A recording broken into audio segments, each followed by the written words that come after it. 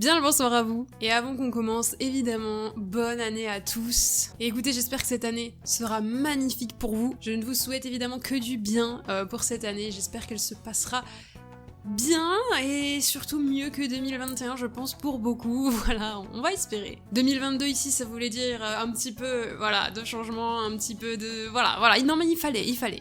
Ceux qui me suivent sur Twitter, Twitch, etc., vous savez que voilà, j'ai eu quelques petites douilles pour tourner ces derniers temps, c'était un peu compliqué. J'ai pas pu faire comme je voulais, et du coup, maintenant c'est réglé, à peu près, voilà, bon... voilà, vous voyez, c'est un fond vert, hein, le fond c'est de la 3D, mais ça va, non, on fait ce qu'on peut. À défaut d'avoir un vrai décor sympathique, j'ai un décor 3D, c'est pas mal quand même. En termes de budget, je pense que ça sera plus simple, quoi. Bref, pour cette première vidéo de l'année, je vous ai demandé sur Twitter et YouTube, dans la section chaîne, non, dans la section communauté, hein. Oh, la bonne youtubeuse dit. Je vous ai demandé qui était votre personnage préféré dans l'Attaque des Titans. Bah oui, la saison elle va recommencer. Il fallait qu'on parle un petit peu de l'Attaque des Titans. Et écoutez, je suis contente parce qu'il y a eu quand même pas mal de réponses et c'était assez varié et je m'y attendais en fait. Je m'attendais à ce que ce soit varié et surtout j'espérais. Parce que pour moi, l'Attaque des Titans, c'est une des rares œuvres où t'as beaucoup de personnages, mais ils sont tous, entre guillemets, bons. T'as très peu de mauvais personnages ou de personnages très osef. C'est une des forces pour moi de SNK, c'est le fait que y a tellement de persos intéressants et tellement de persos différents que on n'a pas tous les mêmes personnages préférés et c'était hyper intéressant de voir qui vous avez préféré et aussi pourquoi, parce que des fois, on n'aime pas les mêmes persos pour les mêmes raisons et ça, c'est plutôt intéressant. Évidemment, je l'ai pas précisé, mais ça va être aucun spoil, les Animonly, ne vous inquiétez pas, il y aura pas de spoil pour le manga. Commençons donc tout de suite, et parmi les personnages qui n'ont pas été hyper cités, il y a eu Mikasa qui a été cité du coup par Steven Down, c'est le commentaire que j'ai pris. Frérot, tu m'as fait une disserte. Alors j'avais dit développez-moi pourquoi vous aimez votre personnage, c'est mieux quand même. Le frérot il m'a fait une disserte. Intro, développement, conclusion, bam, 4 paragraphes.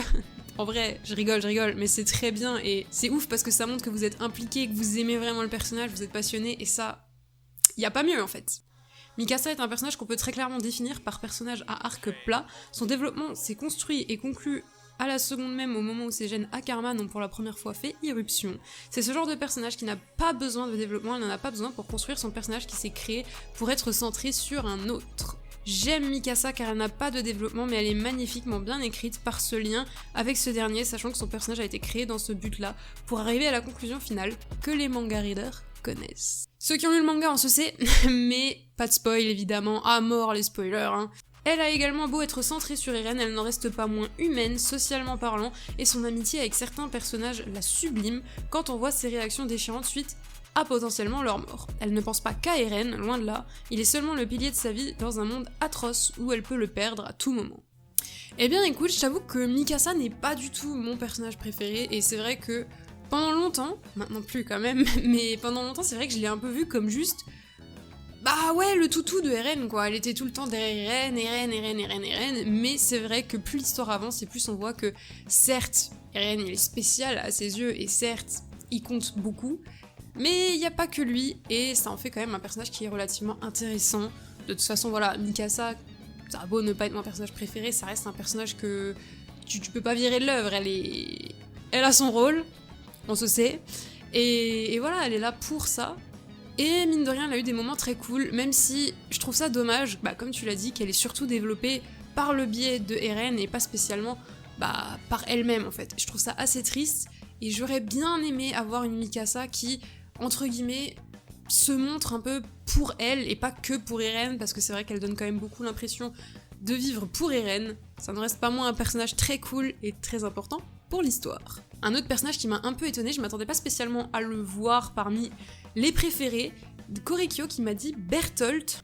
Mon personnage préféré d'SNK est Bertolt Hoover, mais pourquoi ça ? Tu vas nous le dire, pourquoi, tiens.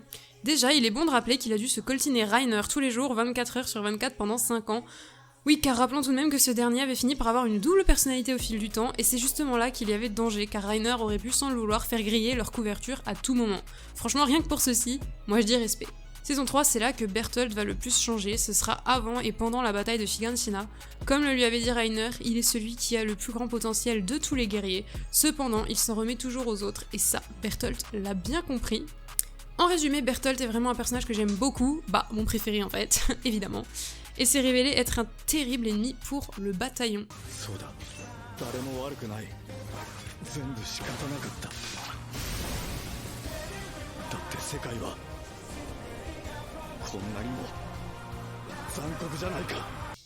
Et bah pour ce qui est de Bertholdt, je suis assez d'accord. C'est vrai que c'est un personnage qui est entre guillemets mis de côté, dans le sens où voilà, c'est pas le personnage qui va beaucoup se mettre en avant.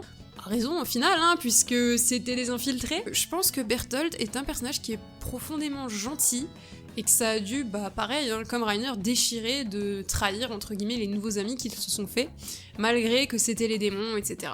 Un autre personnage qui a pas été beaucoup cité et que je vois pas forcément souvent être énormément apprécié, c'est Jean. Jean est incroyable, c'est le personnage le moins shonen et le plus humain réaliste de l'œuvre. Il a pas grand chose de spécial, même de gros défauts, mais c'est le perso qui est le plus attachant, son développement est très cool. Et ben Jean, je suis carrément d'accord. C'est vrai que c'est le personnage qui a pas ce côté optimiste, shonen, de mais oui, il faut continuer d'avancer, ça va aller, etc. C'est un personnage qui est très terre à terre, je suis complètement d'accord.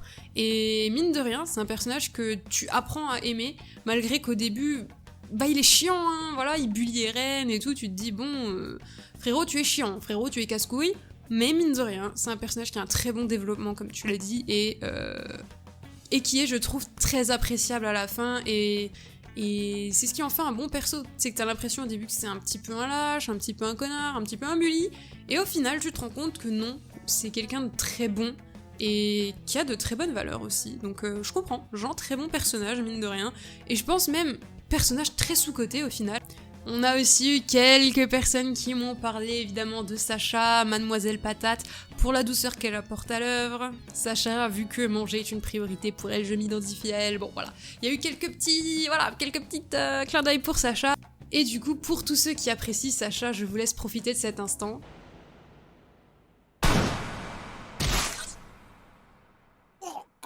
T'es une belle grosse merde, tu le sais. Tu le sais. Ah, ça se fait pas, je suis une horrible personne, je suis terriblement désolée, ce que j'ai fait, ça ne se fait pas. Continuons, n'est-ce pas ? Ensuite, évidemment, un personnage qui, s'il n'avait pas été cité, je n'aurais pas compris, je me serais dit, il me troll, ce n'est pas possible autrement.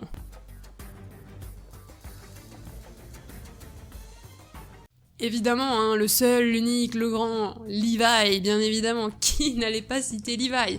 Je n'aurais pas compris. Levi parce qu'il a toujours perdu ce qui lui était cher, il a jamais été heureux, mais son évolution, son écriture incroyable, il pense toujours aux autres avant lui-même, il est attachant, incroyable ce nain. Eh, la dernière partie de ta phrase, je suis pas sûre qu'il aurait aimé, hein, le Levi, là, tu aurais peut-être pris un chassé comme Eren. En globalité, Levi, car il est charismatique, correspond à l'univers, pas joyeux, toujours froid, dans un univers apocalyptique, bon flashback, c'est vrai. C'est vrai. Il est condamné à être l'homme le plus fort de l'humanité, mais se retrouvant impuissant et ne pouvant rien faire pour sauver ses camarades et ses proches. Levi, qu'on le veuille ou non, c'est un très bon personnage. Alors certes, il a aussi beaucoup de fangirls, hein, c'est un personnage qui a aussi été mis en avant parce qu'il est BG, parce qu'il est badass, mais mine de rien, il n'y a pas que ça. Il est vraiment très intéressant, je trouve, ce perso, et pareil, c'est le personnage qui... Voilà, tu le regardes, tu te dis, ce mec-là, il n'a pas de sentiments, il déteste tout et tout le monde... Et en fait, non, c'est juste que c'est un personnage qui continue de souffrir tout le temps, en fait. Il est continuellement en train de souffrir. Quand il a perdu déjà Petra, etc., c'était terrible. Et là, dans la saison 4, on se sait, il y avait une scène très similaire. Levi, c'est un personnage qui, vraiment, le sort s'acharne sur lui, et pourtant, tu vois qu'il fait toujours tout pour les autres. Même si ça a pas l'air... Tu sens que c'est un personnage qui a quand même une certaine sensibilité, qui s'est attaché à ses compagnons et qui fait tout pour en fait protéger ceux à qui il tient, et ça en fait un très bon perso selon moi. J'aime beaucoup Levi aussi, et je comprends totalement que ce soit votre personnage préféré. Un autre personnage que vous m'avez quand même beaucoup cité, ça m'a un peu surprise, mais en bien, c'est Hanji.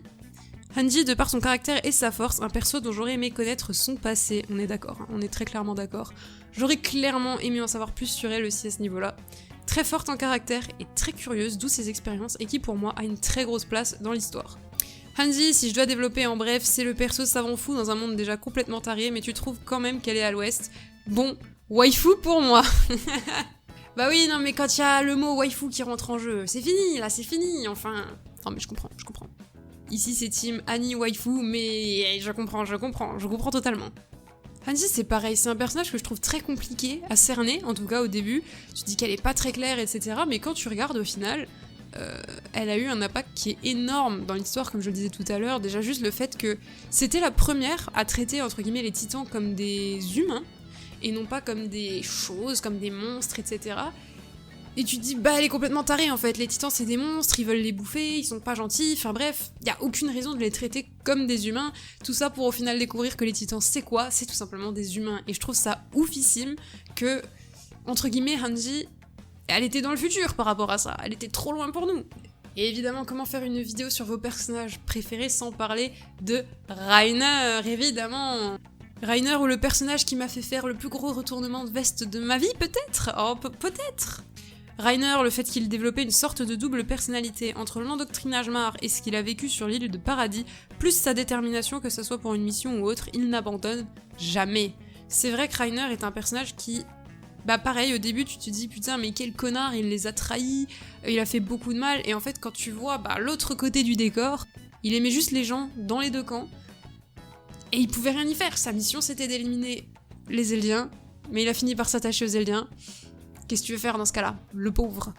Déjà que c'est l'un des personnages avec le plus de profondeur, sa rivalité avec Eren est incroyable, ils sont les exacts opposés, que ce soit dans leur but, l'un veut sauver le monde et l'autre veut offrir la liberté à son peuple, et même pour leur titan assaillant, celui qui attaque et cuirassé, celui qui défend.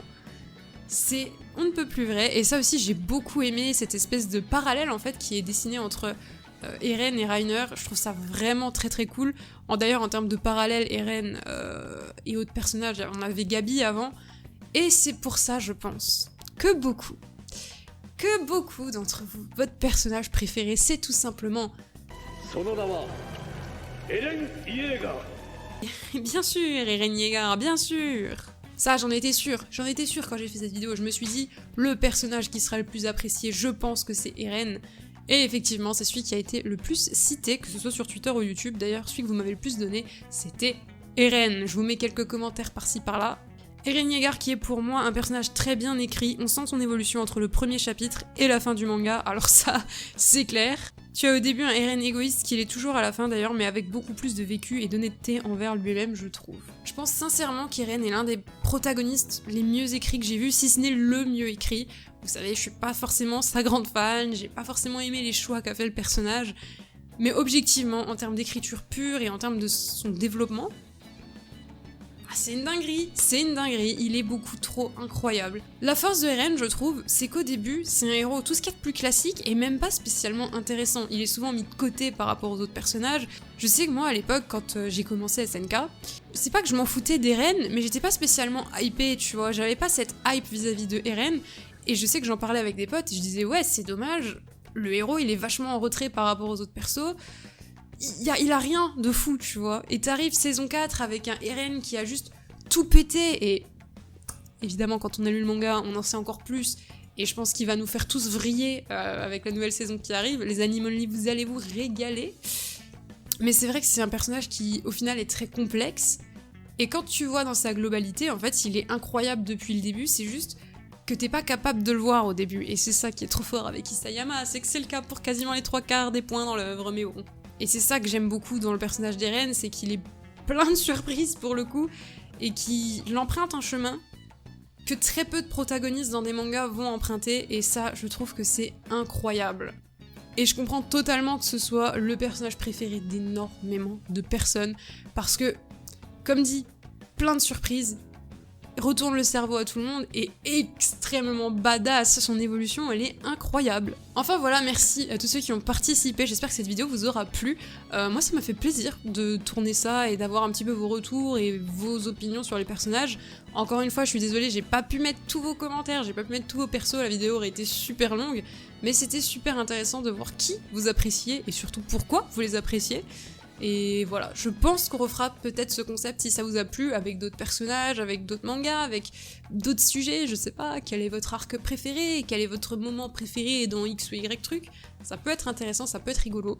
Donc, je susciterai probablement... Ça veut rien dire ce que j'allais dire. Je susciterai votre aide, je suis pas convaincue que ça se dise ça, si. Je ferai sûrement appel à votre aide encore une fois. C'était ça que je voulais dire. Dommage que je sache pas parler français, hi hi hi. En tout cas, voilà, je vous remercie d'avoir regardé cette vidéo. N'hésitez pas à vous abonner, à liker, tout ça. Vous savez, hein, maintenant vous savez. Et à commenter, bien évidemment. J'ai également une chaîne Twitch si vous voulez aller follow. J'ai un compte Twitter, tout ça. Tous les liens, normalement, sont dans la description. Et je vous invite à aller me suivre si c'est pas déjà fait. Voilà, ça me ferait très plaisir. Voilà, je vous remercie encore une fois. Je vous fais de gros bisous. Et on se dit à lundi pour SNK!